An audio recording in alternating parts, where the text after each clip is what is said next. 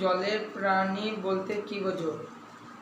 সব জল প্রাণীরা সাধারণত সমুদ্রের নদ নদীর পুকুর, খালি, গলি প্রভৃতি জল বা জলের ধারে বাস করে। তাদের জলের প্রাণ বা জলচর প্রাণী বলে, যথা মাছ, ব্যাঙ, শামুক, কুমির, কচ্ছপ, সাপ প্রভৃতি। জলের প্রাণীদের মধ্যে সবচেয়ে বড় প্রাণী কোনটি? নীলতিমি। কয়েকটি সমুদ্রের মাছের নাম লেখো। তিমি, সিল, তারপর পটফিশ, শঙ্কর ইত্যাদি মাছ। নদ নদীতে কোন কোন মাছ পাওয়া যায়? ইলিশ, ট্যাংরা, ভেটকি, পরেশ প্রভৃতি। পুকুর, খাল, বিল প্রভৃতি মিষ্টি জলে মাছ পাওয়া যায় এমন কয়েকটি মাছের নাম লেখো। রুই, কাতলা, মৃগেল, শিঙি, মাগুর, কই, বাটা প্রভৃতি মাছ পাওয়া যায়।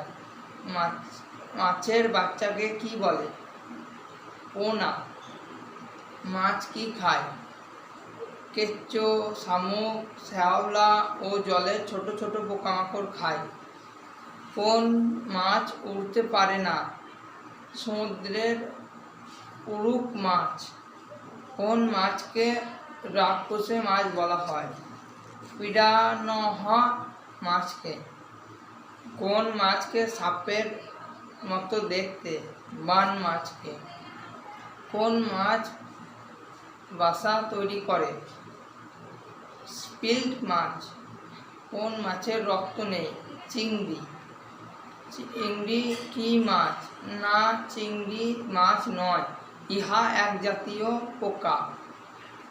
কোন কোন প্রাণীর রক্ত ঠান্ডা? ব্যাঙ, সাপ, টিকটিকি প্রভৃতি। ব্যাঙের বাচ্চাকে কি বলে? ব্যাঙাচি। ব্যাঙ কি ধরনের প্রাণী? ব্যাঙ উভচর ধরনের প্রাণী। মাছ কি খায়? শামুক, কেঁচো, শ্যাওলা ইত্যাদি খায়। ব্যাঙ কি খায়? পোকামাকড় খায়। কোন জলচর প্রাণী নিজের দেহ খোলকের মতো লুকিয়ে রাখে? শামুক ও ঝিনুক। নমস্কার। ভিডিওটি ভালো লাগলে লাইক করবেন এবং সাবস্ক্রাইব করবেন। আমার ভিডিওতে নতুন হলে আবার দেখা হচ্ছে পরবর্তী ভিডিওতে।